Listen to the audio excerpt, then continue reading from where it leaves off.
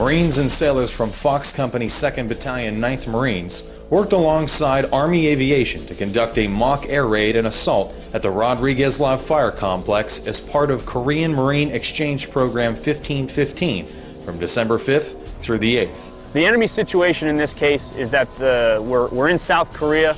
Enemy forces have infiltrated in and have set up some special operating forces, command and control nodes here to be able to provide information and command and control follow on conventional forces coming into the area. We've identified where those soft units are, and we're going to be using our heliborne raid to rapidly close with them and destroy them before they have an opportunity to displace to another location.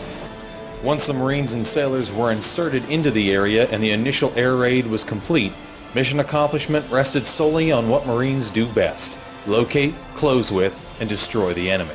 The fire team leaders are predominantly in charge and just maneuvering their teams, keeping them under control, pushing them throughout to the shoot house. The most challenging is just keeping control of the fire team, because you don't want to run them.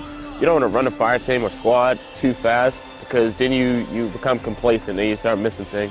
So basically slow is smooth, smooth is fast. Fox Company's exercise focused heavily on time-tested strategies as well as modern warfare in order to be the most effective. The benefit is it prepares the Marines for real-world operations. I mean, look at where we're sitting. We're pretty close to the DMZ. Seoul is a very built-up urban environment, obviously, so if we were to have to fight, this would be what we would have to fight in, is an urban environment. And the challenge is you have to know the guy in front of you, the guy beside you, the guy behind you, what they're doing, thus all the rehearsals prior to going live fire.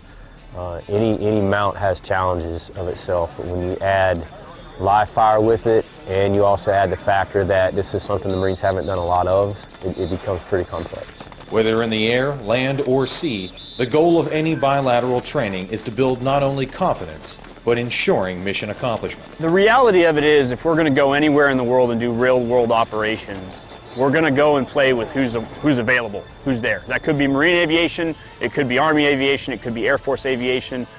We have to be able to work jointly. Now for the individual Marine, what he's going to realize is he's going to do the same thing that he's done had we been supported by Marine Aviation or Army Aviation. But the other side of that is he's going to get a chance to experience what it's like to actually be on the helicopter, get off the helicopter, to see Apaches, to see Kiowas in support, doing simulated close air support on the objective. What that really does for the Marines is it builds confidence in himself that he knows how to do it and he can do the right things, but also that those systems and those people, when they need to support him, are going to be right there when he needs them when we're actually downrange. Reporting from Rodriguez Live Fire Complex, Republic of Korea, I'm Corporal Wes Lucko.